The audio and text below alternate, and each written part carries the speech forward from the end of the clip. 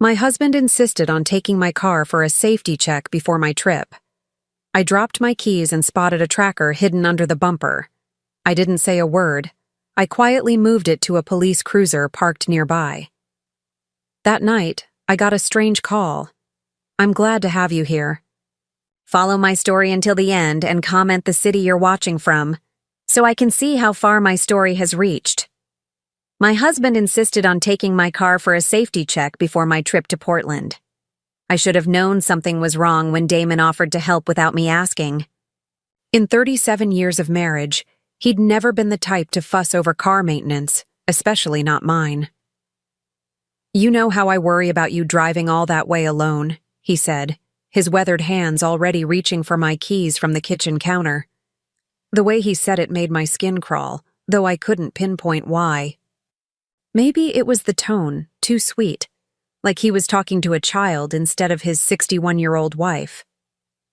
I watched him through the kitchen window as he popped the hood of my blue Honda Civic. His movements were deliberate, methodical. Damon had always been good with his hands. 40 years as a mechanic would do that to a man. But something about the way he was working under there seemed different. Secretive. The morning sun caught the gray in his hair as he bent lower, disappearing from view. I turned back to my coffee, trying to shake off the unease that had settled in my chest like a weight. Maybe I was being paranoid. Maybe retirement had given me too much time to overthink every little thing. "All done," he announced 20 minutes later, wiping his hands on an old rag. "She's running like a dream. You should have a smooth ride to Emma's." I nodded, forcing a smile. "Thank you, honey. I appreciate you looking out for me." But as I gathered my purse and overnight bag, something nagged at me. Damon had been different lately. More attentive, more concerned about my whereabouts. He'd started asking detailed questions about my book club meetings, my grocery shopping trips, even my walks around the neighborhood. When I mentioned it, he'd brush it off with that same patronizing tone. "I just worry about you, Marianne. Is that such a crime?" The drive to Portland should have taken 6 hours, but I decided to stop for lunch in Salem. As I pulled into the parking lot of a small diner, my keys slipped from my fingers and clattered to the asphalt. I bent to retrieve them, and that's when I saw it.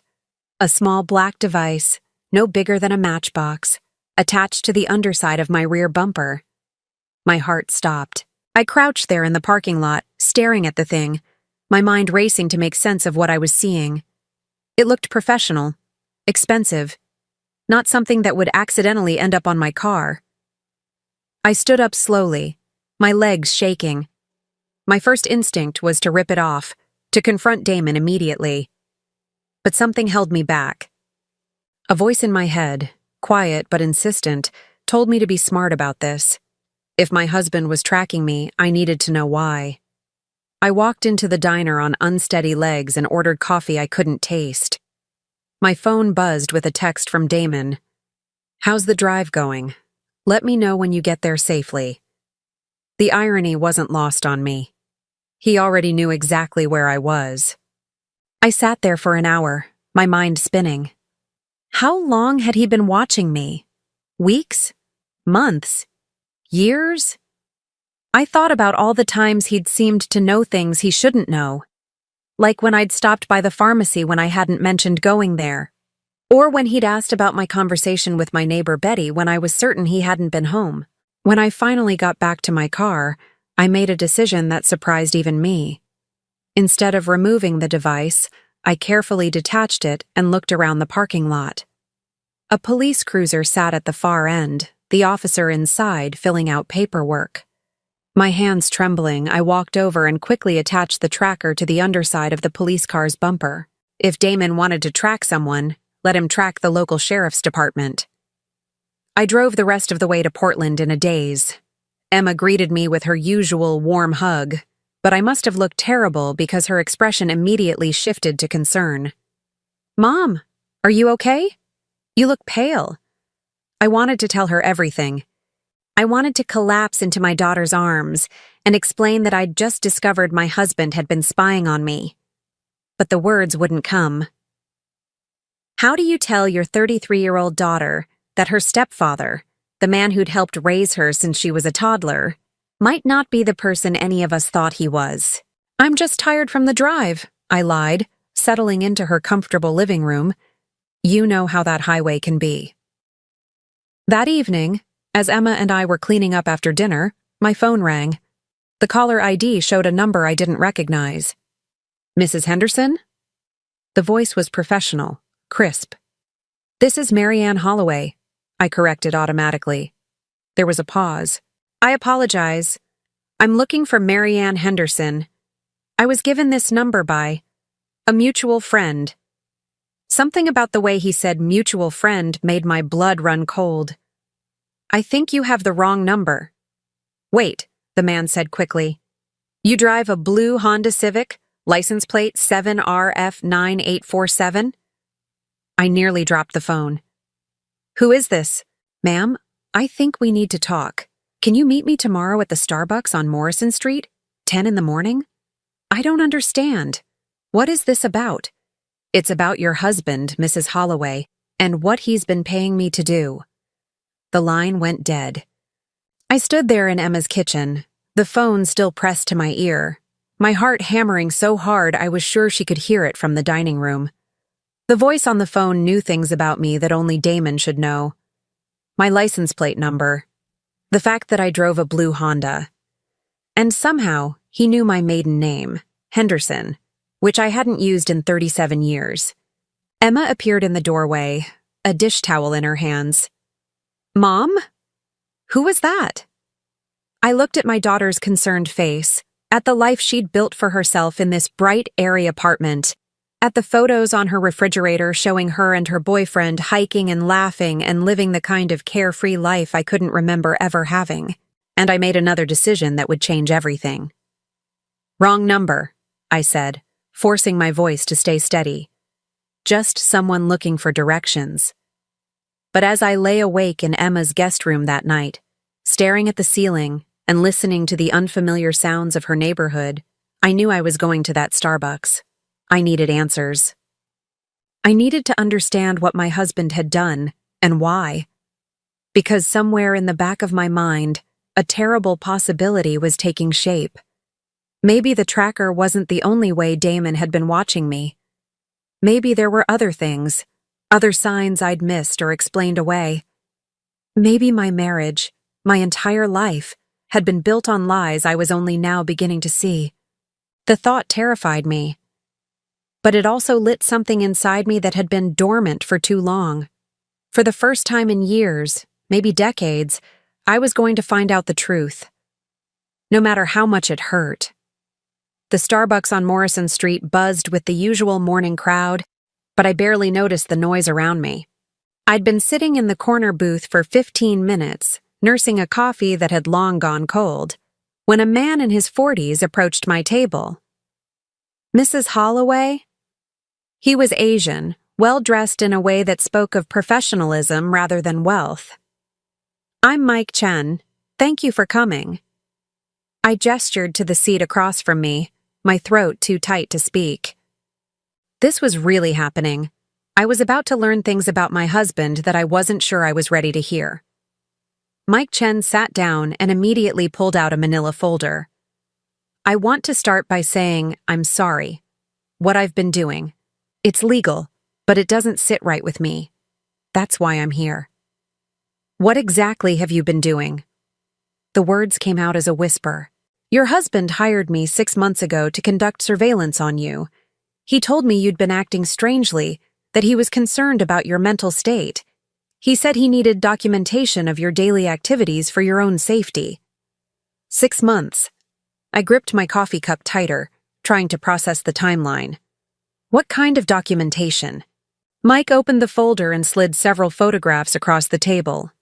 There I was, coming out of the grocery store, walking into my book club at the library, sitting on a bench at Riverside Park, feeding the ducks, all taken from a distance, all without my knowledge. GPS tracking, photographic surveillance, and... He hesitated. Monitoring of your digital communications. My phone?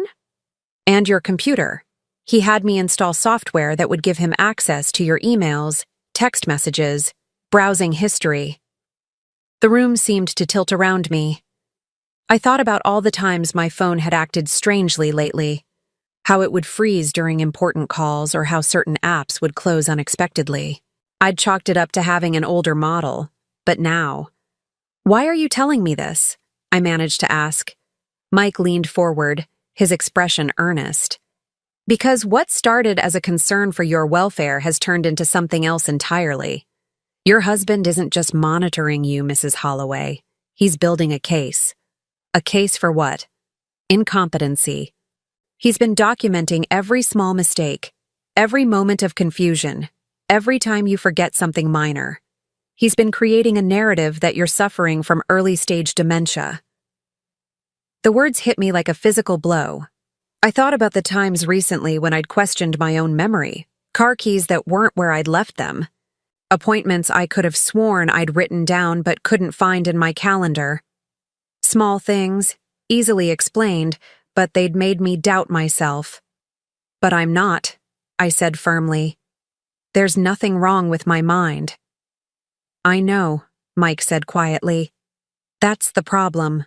I've been watching you for 6 months, Mrs. Holloway. You're sharp, organized, completely competent. Whatever your husband is planning, it has nothing to do with your actual mental state." I closed my eyes, trying to steady myself. "What does he want?" Mike hesitated. "I think he wants control. Of your finances, your decisions, maybe even your freedom. If he can prove you're incompetent to make your own choices." He didn't need to finish the sentence. I understood.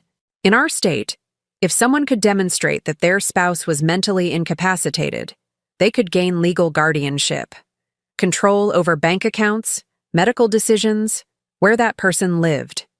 It would be a legal way to strip someone of their autonomy entirely.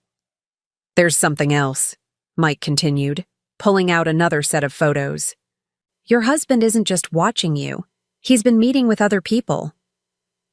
The new photos showed Damon in conversation with a man I didn't recognize. They were sitting in a restaurant, papers spread between them on the table. "Who is that?" "A lawyer who specializes in elder law, specifically competency hearings and conservatorship cases." My hands started shaking. "How long has this been going on?" "The meetings with the lawyer started 3 months ago. But Mrs. Holloway, I think this has been building for much longer than 6 months." Mike was right. As I sat there in that coffee shop, memories began flooding back with horrible clarity. The way Damon had gradually taken over our finances over the past 2 years, insisting it would be easier if he handled everything. How he'd started answering my phone calls when I wasn't quick enough to reach it, always with some excuse about why I couldn't talk at the moment. The way he'd begun speaking for me in social situations, cutting me off mid-sentence to correct what I was saying. I thought about my friend Barbara, who'd stopped calling about a year ago. At the time, Damon had told me she'd said I seemed confused during their last conversation, that maybe I needed some space. I'd been hurt, but I'd trusted his version of events. Now I wondered what he'd actually said to her. "Mrs. Holloway?" Mike's voice pulled me back to the present. "Are you all right?" "I need to ask you something," I said. Has he been moving things in my house? Small things? Making me think I misplaced them?" Mike's expression grew grim. "I don't have direct evidence of that, but it would fit the pattern. It's called gaslighting. Making someone doubt their own perceptions and memories." I thought about the prescription bottle I'd found in the wrong cabinet last week, the grocery list that had disappeared from the refrigerator, the book I was certain I'd left on my nightstand that turned up on a shelf in the living room. Each incident small enough to dismiss, but together they'd been slowly eroding my confidence in my own mind. What do I do? The question came out like a plea. First, you document everything. Every conversation, every strange incident, every time something doesn't feel right. Second, you secure your finances. Check your accounts. Make sure you still have access to everything. And third, Mike paused. You need to be very careful. Men who go to these lengths to control their wives don't usually handle being discovered well. He slid a business card across the table. That's a friend of mine. She's a private investigator who specializes in domestic surveillance cases. If you need help gathering evidence or ensuring your safety, call her. After Mike left, I sat alone in that Starbucks for another hour, staring at the photos and documents spread before me. My husband of 37 years, the man who'd helped raise my daughter, who'd held my hand through my mother's funeral, who'd promised to love and protect me until death do us part, had been systematically working to steal my independence. The worst part wasn't the betrayal, as crushing as that was. The worst part was realizing how close he'd come to succeeding. I'd started to doubt myself, started to wonder if I was losing my mind. If Mike hadn't come forward, how much longer before I would have accepted Damon's narrative? How much longer before I would have voluntarily given up control of my own life? I drove back to Emma's apartment with a strange mix of fury and clarity burning in my chest. For the first time in months, maybe years, my mind felt completely clear. I wasn't confused. I wasn't forgetful. I wasn't incompetent. I was angry. That evening, I helped Emma cook dinner. And for the first time since I'd arrived, I felt truly present. She noticed the change immediately. You seem better today, Mom. More like yourself. I smiled at her, really smiled, probably for the first time in months. I feel like myself again. But as we cleaned up after dinner, my phone buzzed with a text from Damon. Haven't heard from you today. Everything okay? Call me. I stared at the message, and suddenly everything clicked into place. He'd been tracking me, so he knew I'd been in Portland all day. But the GPS device was now attached to a police car, probably driving all over Cedar Falls. He had no idea where I actually was, and it was making him nervous. I typed back, having a wonderful time with Emma. Talk tomorrow. His response came immediately. Miss you. Drive carefully when you head home. I read the message twice, looking for the subtext I now knew was always there. The barely concealed command, the reminder that he was watching, that he expected compliance. But I wasn't the same woman who'd left Cedar Falls 2 days ago. I'd found out the truth about my marriage, and I was going to do something about it. I just needed to be smarter than he was. And after 37 years of underestimating me, I had a feeling that wouldn't be too difficult. The next morning, as I prepared to drive home, Emma hugged me goodbye at her door. I'm so glad you came, Mom. You should visit more often. I think I will, I said, meaning it. Because now I understood that this trip hadn't just been a visit to my daughter. It had been the first step toward getting my life back. The drive home was the longest 6 hours of my life, not because of traffic or weather, but because I was returning to a house where nothing would ever be the same. I'd discovered that my husband was my enemy, and he had no idea that I knew. As I pulled into our driveway on Riverside Drive, I saw Damon waiting for me on the front porch, his expression unreadable. For just a moment, my resolve wavered. This was the man I'd loved for nearly 4 decades, the man who'd been my partner through every major milestone of my adult life. But then I remembered the photos, the lawyer meetings, the systematic campaign to make me doubt my own mind, and I knew there was no going back. How was Emma? He asked as I gathered my bags from the trunk. She's doing well, I replied, keeping my voice neutral. It was good to see her. As we walked into the house together, I found myself looking at everything with new eyes. Was there a camera hidden in the living room? Had he gone through my belongings while I was gone? Was my computer monitored, my phone tapped? I realized that I was living in enemy territory, and I was completely alone. Or at least, that's what Damon thought. But I had something he didn't know about. I had allies now, people who knew the truth about what he was doing, and I was going to use that knowledge to turn the tables on him. Because if he wanted to play games with my life, I was going to show him that two could play at that game. I found 3 more devices hidden in places I'd never think to look.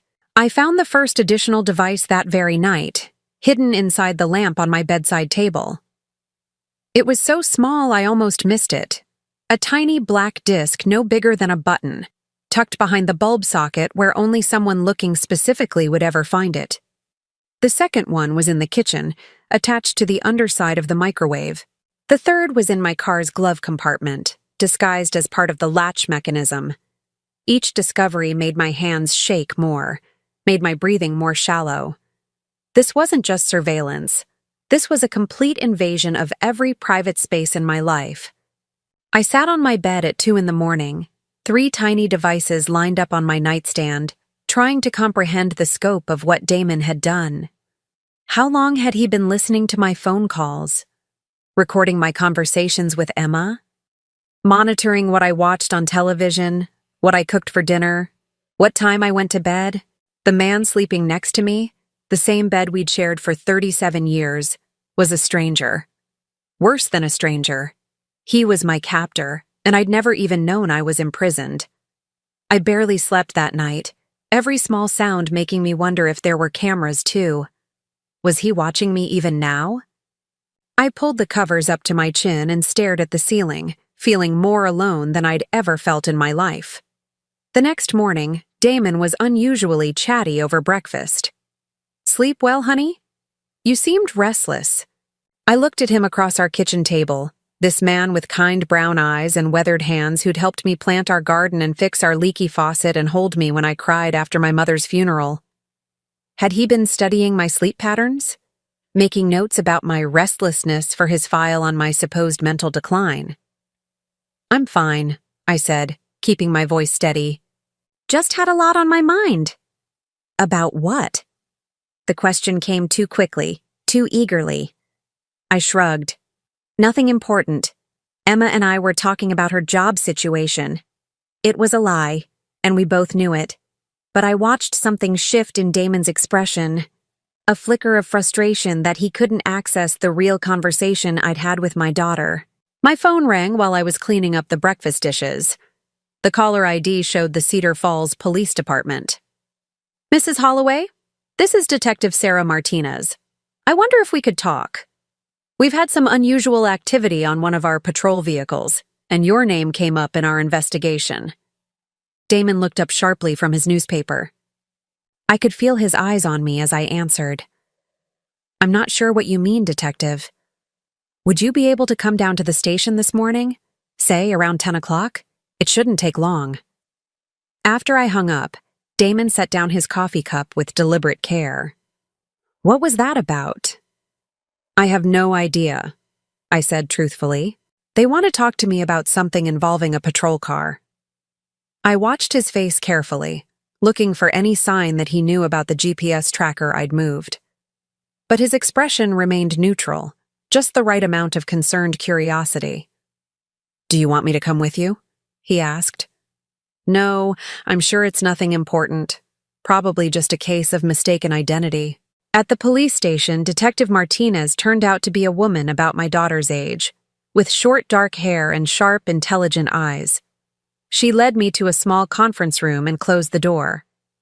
"Mrs. Holloway, we found a GPS tracking device attached to one of our patrol cars 2 days ago.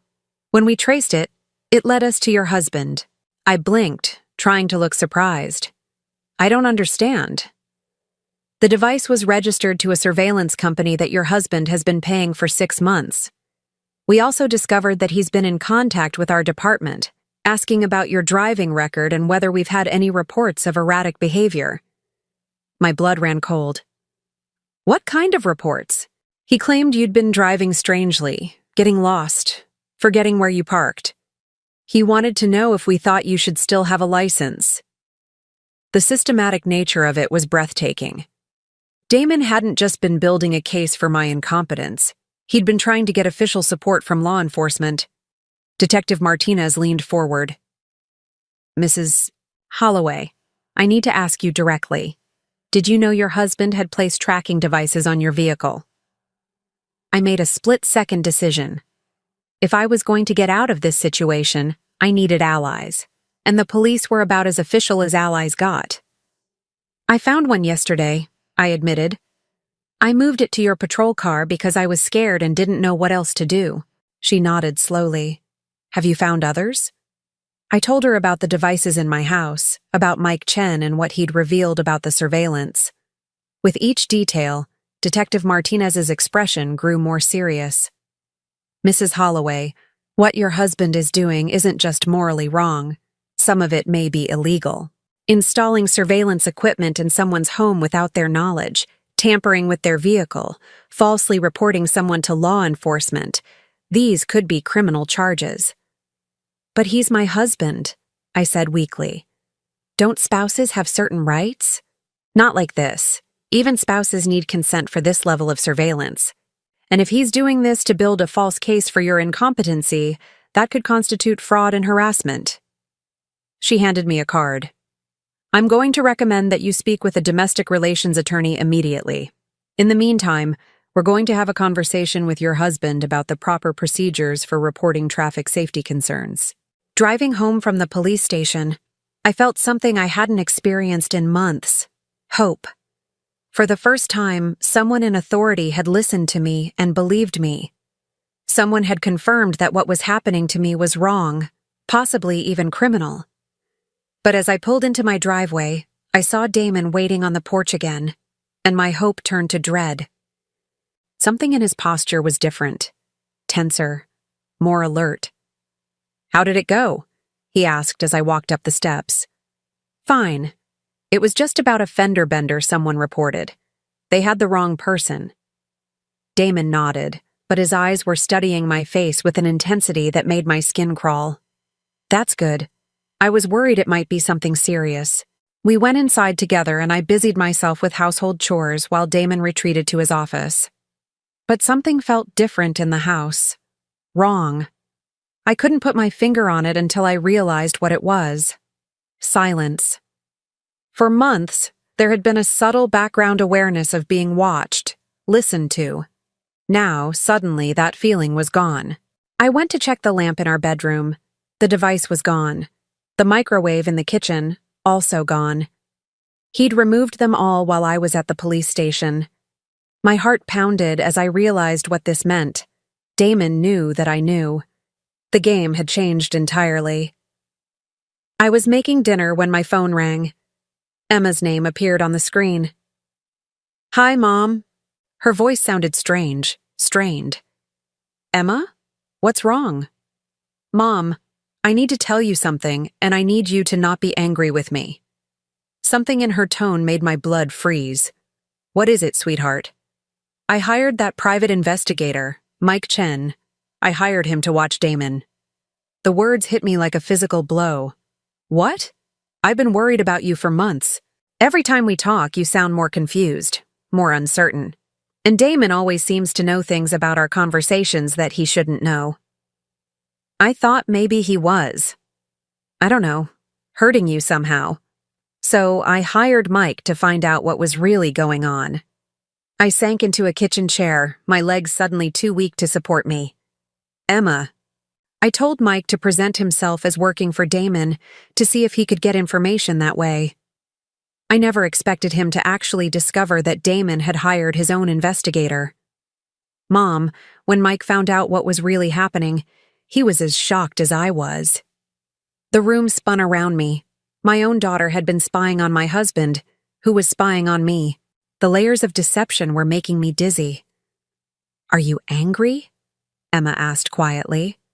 I looked toward Damon's office where I could hear him on the phone, his voice low and urgent. No, sweetheart, I'm not angry. I'm grateful. Mom, there's something else. Mike thinks Damon might escalate now that he knows you're aware of the surveillance. You need to be careful. As if summoned by her words, Damon appeared in the kitchen doorway. Who are you talking to? I looked at my husband, this man I'd loved and trusted for nearly 4 decades, and saw a stranger looking back at me. His eyes were cold, calculating. The mask he'd been wearing was finally slipping. Emma, I said simply. Tell her I said hello. His tone was pleasant, but there was something underneath it that made my skin crawl. And ask her when she's planning to visit again. After I hung up, Damon sat down across from me at the kitchen table. We looked at each other in silence for a long moment, and I realized we both knew the pretense was over. "Marianne," he said finally, his voice soft but somehow menacing. "We need to talk." The person who hired him wasn't who I expected.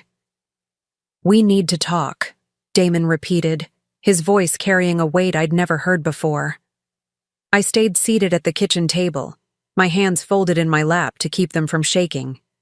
"About what?" "About the fact that you've been lying to me." He leaned back in his chair, studying me with those cold eyes. "The police called me this afternoon, Marianne. They wanted to discuss my concerns about your driving. Imagine my surprise when I learned that you'd been the one to report finding a tracking device." My mouth went dry. "I don't know what you're talking about." Damon laughed, but there was no humor in it. "Please, we're past that now. You found the GPS tracker, moved it to that police car, and then played innocent. Very clever. I have to admit, I underestimated you." The admission hung between us like a blade. He'd just confirmed everything: the surveillance, the manipulation, the systematic campaign to control my life. "Why?" The word came out as barely a whisper. "Why what? Why did I want to keep track of my wife? Why did I want to make sure you were safe? Why did you try to make me think I was losing my mind?" For a moment, something that might have been regret flashed across his features, but it was gone so quickly I might have imagined it. "You weren't supposed to find out," he said quietly. If you'd just gone along with things, it would have been easier for everyone." "Easier for you, you mean?" Damon stood up and walked to the kitchen window, looking out at our backyard where we'd spent so many peaceful evenings together. When he spoke again, his voice was different. Tired, almost defeated. "Do you know how much debt I'm in, Marianne?" The question caught me off guard. "Debt?" $61,000. Casino debts, personal loans, credit cards I took out without telling you. I've been robbing Peter to pay Paul for 2 years now, and the wolves are at the door. I felt the blood drain from my face. $61,000? How is that possible? It started small. A few hundred here and there, online poker to blow off steam after retirement. But it grew. It always grows. He turned back to me, and for the first time in months, I saw the man I'd married instead of the stranger he'd become. "I needed access to your pension, your Social Security, the savings account your mother left you. But you're too sharp, too independent. You would have noticed if I'd just started helping myself." The pieces of the puzzle were falling into place with sickening clarity. "So you decided to have me declared incompetent. It wasn't supposed to hurt you," he said quickly. "A conservatorship would have just meant I could manage our finances together, make sure the bills got paid, keep us from losing the house. Our house isn't at risk, Damon. We own it free and clear.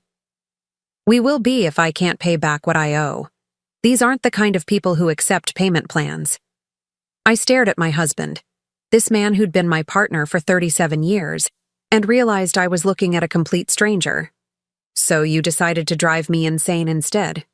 "I never wanted to hurt you," he repeated, but the words sounded hollow. I needed you to need me, to depend on me completely. If the court appointed me as your guardian, I could access all our assets legally. I could fix this mess without you ever having to know about it. By stealing my freedom, by making me doubt my own mind. Damon's phone buzzed on the counter. He glanced at it and his face went pale. "They want the payment by Friday, or they're coming to the house." I felt a chill run down my spine. "Who's coming to the house?" Before he could answer, the doorbell rang. We looked at each other, both frozen, as if whatever was on the other side of that door might be the answer to his question. Damon walked to the front window and peered through the curtains. "It's Emma." My heart clenched. My daughter was here, and she was walking into a situation she couldn't possibly understand. I heard her key in the lock. She'd kept a key to our house since she was a teenager. And then her voice calling out, "Mom? Dad? Are you home?" Emma appeared in the kitchen doorway, her overnight bag slung over her shoulder. She looked from me to Damon, immediately sensing the tension in the room. I decided to surprise you with a visit, she said carefully. I hope that's okay. Of course it is, sweetheart, I said, standing to hug her. But over her shoulder, I could see Damon watching us with an expression I couldn't read. Actually, Emma, your timing is perfect, Damon said. Your mother and I were just discussing some family matters that you should probably be aware of. Emma's body tensed in my arms. She pulled back to look at me, her eyes full of concern. Mom? Emma? Damon continued, his voice taking on that smooth, patronizing tone I'd grown to hate. I think you've noticed that your mother has been having some memory issues lately, some confusion about daily tasks. Damon, don't, I warned. But he kept talking, as if I hadn't spoken. I've been documenting these episodes because I'm concerned about her ability to make important decisions, financial decisions, medical decisions. I think she needs more support than she's willing to admit. Emma looked back and forth between us, her confusion evident. What kind of memory issues? Nothing significant, I said quickly. Nothing at all, actually. Marianne has been forgetting appointments, misplacing important documents, getting confused about conversations we've had, Damon said, his voice full of false concern. Yesterday, she told the police that she'd found a tracking device on her car. Of course, there was no such device. I'm worried that she might be having paranoid thoughts. I watched in horror as Emma's expression shifted. She was actually considering what he was saying. My own daughter was starting to believe that I was mentally incompetent. Mom, Emma said gently, is that true? Did you think someone was tracking you? Someone was tracking me, I said firmly. Your stepfather hired a private investigator to follow me for 6 months. Damon shook his head sadly. This is what I'm talking about. These elaborate stories, these accusations. It's classic early-stage dementia behavior. Stop it, I snapped, my patience finally breaking. Stop lying to her. But Emma was looking at me with the same expression I'd seen on doctors' faces when they were trying to gentle with a confused elderly patient. Pitying. Concerned. Convinced that I was the problem. Emma, I said desperately, call Mike Chen, the private investigator you hired. He'll tell you the truth. What private investigator? Damon asked, his voice sharp. Emma's face went white. Mom, I never hired anyone. The words hit me like a punch to the stomach. What? I don't know who Mike Chen is. Mom, I'm worried about you. I stared at my daughter, my mind reeling. But you called me. You told me you hired him to watch Damon. Emma shook her head slowly. I never called you about that. I never hired anyone. The room seemed to tilt around me. If Emma hadn't hired Mike Chen, then who had? And why had he told me she did? Sweetheart, Damon said to Emma, his voice gentle and concerned. This is exactly what I've been trying to tell you. Your mother is having episodes where she believes things that aren't real. I looked at my daughter's face and saw doubt creeping in. After everything that had happened, after all the evidence I'd uncovered, she was starting to believe him over me. Emma, please, I said, my voice breaking. You have to believe me. He's been spying on me, manipulating me, trying to drive me crazy so he can take control of our finances. But even as I said the words, I could hear how they sounded. Paranoid, delusional, exactly like the ravings of someone suffering from dementia. Damon put his arm around Emma's shoulders. I think we need to make an appointment with Dr. Harrison. Get your mother properly evaluated. No, I said quickly. I don't need to be evaluated. I need you to tell the truth. The truth is that I love you, Marianne, Damon said, his voice full of false warmth. And I'm going to take care of you no matter how bad this gets. I looked at Emma, my only child, the person who was supposed to protect me when I couldn't protect myself, and realized with growing horror that she was going to let him do it. She was going to let him take control of my life because she believed I was losing my mind. And suddenly, I understood the brilliance of what he'd done. It wasn't enough to spy on me and document my supposed incompetence. He'd needed to isolate me from anyone who might support me. He'd needed to turn my own family against me. "Emma," I said one last time, "please believe me." But the look in her eyes told me everything I needed to know. My own daughter had been part of this all along. That night, I lay awake in the guest room. Emma had insisted I sleep separately from Damon until we could get things sorted out, staring at the ceiling and trying to make sense of what had happened. My own daughter believed I was losing my mind. The one person I'd thought I could count on had turned against me. But something about the Mike Chen situation didn't add up. Emma had denied hiring him, but the details he'd given me were too specific, too accurate to be fabricated. Someone had hired him to watch Damon, and it wasn't me. At 3 a.m, I crept downstairs to the kitchen and called the number on Mike Chen's business card. "Mrs. Holloway?" His voice was alert despite the hour. "Are you safe?" "I need to know who really hired you," I whispered into the phone. "Emma says she never contacted you." There was a long pause. "Mrs. Holloway, I need to see you in person. Can you meet me tomorrow morning? Same Starbucks, 8 o'clock? I don't know if I can get away. They're watching me now. Try, this is important. And Mrs. Holloway, trust your instincts. You're not losing your mind." The next morning, Emma offered to drive me to my doctor's appointment, an appointment that Damon had apparently already scheduled with Dr. Harrison for a cognitive evaluation. I agreed, but asked if we could stop for coffee first. "I haven't been sleeping well," I told her as we pulled into the Starbucks parking lot. "I just need some caffeine before facing whatever Dr. Harrison is going to put me through." Emma looked uncomfortable. "Mom, the evaluation is just to help us understand what's going on. Nobody wants to take away your independence." I wanted to laugh at the irony, but instead I squeezed her hand. "I know you're trying to help, sweetheart. I'll just be a minute." Mike Chen was already waiting at our usual table. I slid into the seat across from him, my heart pounding. "Who hired you?" I asked without preamble. "Your mother-in-law," he said quietly. "Damon's mother, Dorothy Chen. She remarried after Damon's father died. She's been living in the assisted living facility on Maple Street for 3 years." I blinked in confusion. "Dorothy's still alive? But Damon told me she died 2 years ago." "Very much alive, and very concerned about her son's behavior. She's been watching him spiral with his gambling addiction, and she was worried about what he might do to you." My mind reeled. Dorothy Chen had been like a second mother to me for 37 years. She'd helped me through Emma's difficult teenage years, been there when my own mother was dying. Damon had told me she'd passed away peacefully in her sleep, and I'd grieved for her. I'd even wanted to attend the funeral, but he'd said it was family only, too painful for me to handle. "She's been trying to contact you for months," Mike continued. "But every time she calls your house, Damon intercepts.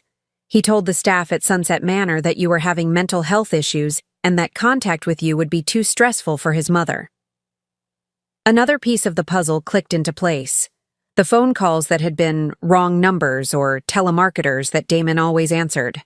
The mail that had been misdirected or not important enough to bother me with. Dorothy hired me to document Damon's activities so she could build a case to have his access to her estate revoked, Mike explained. "She's worth quite a bit of money, and she was afraid he was planning to manipulate her the same way he was manipulating you."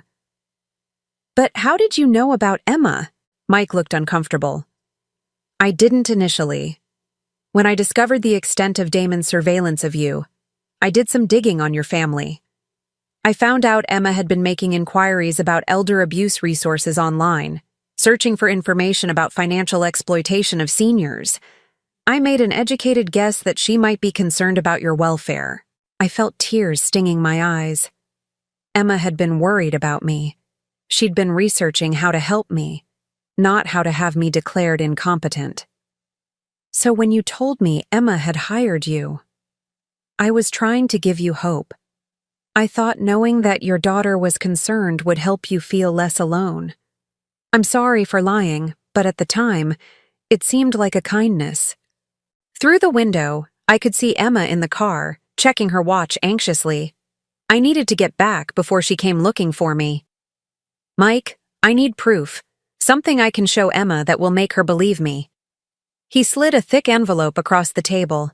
Bank records showing Damon's gambling debts, copies of his communications with the surveillance company, photos of him meeting with the elder law attorney.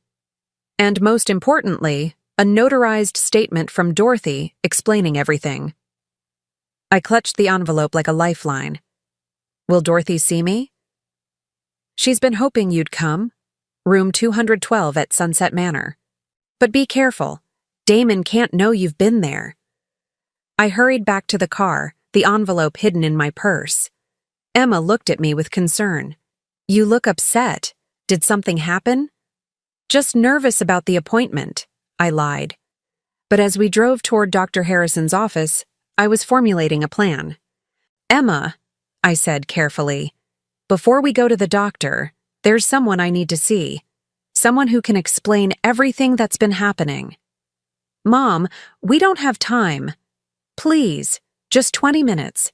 If what this person tells you doesn't make sense, we'll go straight to Dr. Harrison and I'll submit to whatever evaluation he thinks is necessary. Emma hesitated, then pulled into a gas station parking lot. Who is it? Dorothy Chen, Damon's mother. Mom, Dorothy died 2 years ago. We've talked about this. I pulled out Mike Chen's envelope and handed her the notarized letter. Read this. I watched Emma's face as she read Dorothy's statement, saw the confusion turn to shock, then to something that looked like fury. This can't be real, she whispered. Call Sunset Manor. Ask them if Dorothy Chen is a resident. With trembling fingers, Emma dialed the number on the letterhead. I listened to her half of the conversation, watched her expression change from skepticism to horror. They're transferring me to her room, Emma said, her voice barely audible. A moment later, I heard a familiar voice coming through the phone speaker. Emma, sweetheart, is that you? Oh my goodness, I've been trying to reach you for so long. Emma's eyes filled with tears. Grandma Dorothy? But Dad said. He said you were. Dead, I know. He told the staff here the same thing about you and your mother. He said you'd moved away and didn't want to be bothered with an old woman. But I knew something was wrong when you stopped visiting, stopped calling. 20 minutes later, we were sitting in Dorothy's sunny room at Sunset Manor, the truth finally spilling out. Dorothy, now 83 but sharp as ever, held my hands while she explained how she'd discovered Damon's gambling addiction, how she'd hired Mike Chen, how she'd been trying desperately to warn me. I knew my son had problems, she said, her voice heavy with regret. But I never thought he would try to hurt you, Marianne. When Mike showed me what Damon was doing, the surveillance, the gaslighting, the plan to have you declared incompetent, I was horrified. Emma sat in stunned silence, still processing the magnitude of what we'd learned. There's more, Dorothy continued gently. Damon forged my signature on several documents, transferring money from my accounts to pay his gambling debts. That's actually how I first discovered what was going on. The bank called to verify a large withdrawal that I never authorized. I looked at Emma, saw the moment when everything clicked into place for her. The doubt in her eyes was gone, replaced by a fierce protective anger I'd never seen before. How could he do this? Emma whispered. How could he lie to us for so long? Addiction makes people do terrible things, Dorothy said sadly. But that doesn't excuse what he's done to you, Marianne, or to Emma, or to me. What do we do now? I asked. Dorothy squeezed my hands. Now we stop him. I've already contacted my attorney about the forged documents, and Mike has enough evidence of Damon's surveillance activities to file criminal charges. But first, we need to get you somewhere safe. Emma stood up abruptly. We're going home, right now, and we're going to confront him with everything we know. Emma, no, I said quickly. If we corner him, if he feels trapped, there's no telling what he might do. Mike said he owed money to dangerous people. But Emma's jaw was set with determination. Mom, you've been living in fear for months. We're not going to let him manipulate and gaslight you for one more day. As we drove back to the house on Riverside Drive, I felt something I hadn't experienced in years: the complete support of my family. Emma believed me. Dorothy believed me. I wasn't alone anymore. But I also felt a growing sense of dread. Damon had spent months building his case against me, isolating me from everyone who might help. When he discovered that his carefully constructed web of lies was unraveling, when he realized that Emma was now on my side, what would he do? The garage door was open when we pulled into the driveway. Damon's car was gone. "Where is he?" Emma asked as we walked into the empty house. I found the note on the kitchen table, written in Damon's familiar handwriting. "Gone to handle some business. Back tonight. Don't wait up." Emma read over my shoulder. "What kind of business?" I thought about his phone calls, his mounting desperation, the $61,000 he owed to people who weren't known for their patience. "The kind that means he's not planning to come back," I said quietly. Everything I thought I knew about my life was a carefully constructed lie. Damon didn't come home that night, or the next. By the third day, Emma had moved into the guest room, and Dorothy had convinced her facility to let her stay with us temporarily. For the first time in months, our house felt like a home again, instead of a prison. On Thursday morning, Detective Martinez called with news. "Mrs. Holloway, we've issued a warrant for your husband's arrest. The bank fraud charges alone will put him away for several years, but there's something else you need to know. We found him." I gripped the phone tighter. "Where is he?" "Las Vegas. He was arrested trying to board a plane to Mexico with $53,000 in cash and a fake passport. It appears he liquidated several of your joint accounts before he fled." My legs went weak, and I sank into a kitchen chair. Emma, who had been listening to my half of the conversation, immediately came to stand beside me. "How much did he take?" I asked. "Approximately $87,000 from your savings accounts." "I'm sorry, Mrs. Holloway, but the good news is that most of it is recoverable since the banks have records of the fraudulent transactions." After I hung up, I sat in my kitchen, really my kitchen now, not his, and tried to process what I was feeling. Relief, certainly. Anger, absolutely. But underneath it all was something I hadn't felt in years. Peace. "Mom?" Emma sat down beside me. "How are you doing?" I looked at my daughter, this strong, intelligent woman who had fought for me when I couldn't fight for myself, and smiled. "I'm free." The next few weeks were a whirlwind of legal proceedings, paperwork, and slowly reclaiming my life. The surveillance equipment had been more extensive than even I had realized. Cameras in the living room and kitchen, recording devices in my car, software on my computer that tracked every website I visited and every email I sent. Mike Chen walked me through the evidence he'd collected, and I was amazed at the scope of Damon's operation. He'd been documenting my every move for over a year, creating a detailed profile of my daily activities, my relationships, my habits. He'd even been recording my conversations with my doctor, looking for any sign of confusion or memory problems he could exploit. "The scary thing is how close he came to succeeding," Mike told me as we sat in a lawyer's office going through the files. "If he'd been just a little more patient, a little more subtle, he might have convinced everyone that you needed a guardian." Dorothy, who had recovered completely from her grief over being declared dead by her son, squeezed my hand. "But he underestimated you, dear, and he certainly underestimated how much people love you." The love part had been the biggest revelation of all. In the weeks following Damon's arrest, people came out of the woodwork to support me. My neighbor Betty Morrison, who I'd barely spoken to in recent years, brought me casseroles and offered to help with yard work. My book club, which I'd been missing regularly because of Damon's concerns about my evening driving, welcomed me back with open arms. Even Dr. Harrison, who Damon had been setting up to evaluate my competency, called to apologize for nearly falling for the manipulation. "Your husband was very convincing," Dr. Harrison admitted when I went to see him.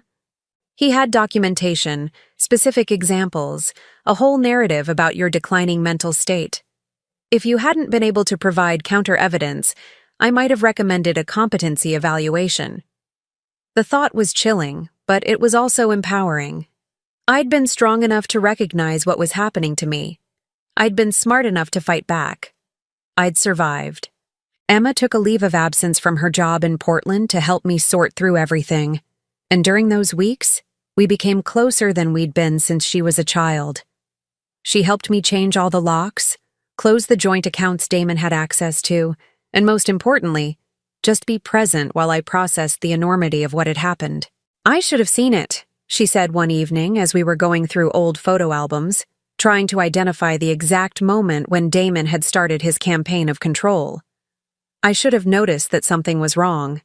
I looked at a picture of the three of us from Emma's college graduation, Damon with his arm around my shoulders, both of us beaming with pride at our daughter. He'd seemed like such a devoted husband and stepfather then. The deception had been that complete. "He fooled me for months," I said. "How could you have seen it from 300 miles away?" "Because I'm your daughter. I'm supposed to protect you." I set down the photo album and took Emma's hands in mine. "Sweetheart, you did protect me. When it mattered most, you believed me. You chose to trust me over him, even when it was difficult. That's what saved me." 3 months after Damon's arrest, I was sitting in my lawyer's office signing the final divorce papers when she handed me an envelope. "This came for you yesterday," she said. "It's from your husband." I stared at the envelope, postmarked from the county jail. Part of me wanted to throw it away unopened, but a larger part needed to know what he had to say. The letter was shorter than I'd expected.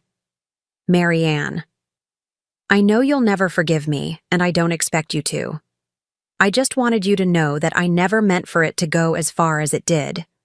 When the gambling started, I told myself I could control it, could fix everything without you ever knowing. When I couldn't, I convinced myself that taking control of our finances was protecting you, not hurting you. I was wrong about everything. You were never the problem. I was. You were never confused or incompetent. I was desperate and weak. You deserved a husband who protected you from the world, not one who became the very thing you needed protection from. I hope someday you can rebuild the life I tried to steal from you. You're stronger than I ever gave you credit for. Damon." I folded the letter and put it back in the envelope. It wasn't an apology, not really, but it was an admission, and that was something. That evening, Emma and I were having dinner on the back patio when she brought up something I'd been dreading. "Mom, I've been thinking about going back to Portland. My leave of absence is up next week, and I need to get back to work." I'd known this moment was coming, but it still made my stomach clench. "Of course you do. You can't put your life on hold indefinitely. But I don't want to leave you alone, not yet." I looked around my backyard, at the garden I'd neglected for months but was slowly bringing back to life, at the house that was finally mine again, at the life I was rebuilding from scratch at 61 years old. "I won't be alone," I said. "I have Dorothy 3 blocks away. I have my book club. I have friends I'm reconnecting with. And I have myself back, which is the most important thing." Emma smiled, but I could see the worry in her eyes. "Promise me you'll call if you need anything. Anything at all." "I promise. But Emma, I need you to promise me something too." "What?" "Promise me you'll stop feeling guilty about not seeing what was happening sooner. You couldn't have prevented this, and you couldn't have fixed it any faster than you did. You saved me at exactly the right moment, in exactly the right way." A year later, I was standing in the same Starbucks where I'd first learned the truth about my marriage, but this time I was there by choice. Emma was visiting for the weekend, and we'd decided to meet Dorothy and Mike Chen for coffee to celebrate the anniversary of what we'd started calling Freedom Day. "So what's next?" Mike asked as we sat around a table filled with the remnants of celebration cupcakes Dorothy had insisted on bringing. I thought about the question seriously. For 43 years of my adult life, my identity had been defined by being someone's wife or someone's mother. For the past year, I'd been learning how to be just Marianne, not Marianne Holloway, not Emma's mother, not even Damon's victim. Just me. I'm thinking about volunteering, I said. There's an organization that helps seniors who are being financially exploited. They need people who understand what it's like to be manipulated by someone you trust. Dorothy nodded approvingly. Use your experience to help others. I like that. And, I added, surprising myself with the words, I'm thinking about traveling. I've never been anywhere by myself, never made a decision about where to go or what to see without considering someone else's preferences. Emma grinned. Where do you want to go? I thought about all the places I'd dreamed of seeing but had never suggested because Damon wasn't interested, or because the money would be better spent on something more practical, or because someone my age shouldn't be traipsing around the world alone. Everywhere, I said, and I meant it. As we walked out of the coffee shop together, I caught my reflection in the glass door. The woman looking back at me was someone I was still getting to know, grayer than she used to be, with lines around her eyes that spoke of hard-won wisdom, but with a straightness to her spine that hadn't been there in years. She was 62 years old, recently divorced, living alone for the first time in her adult life. By society's standards, her life should have been winding down, her adventures behind her. But as I walked to my car, with no tracking devices, no surveillance, no one monitoring my every move, I realized that my real life was just beginning. I'd spent decades believing that love meant surrender, that marriage required me to shrink myself to fit someone else's vision of who I should be. I'd learned the difference between being cherished and being controlled, between being protected and being imprisoned.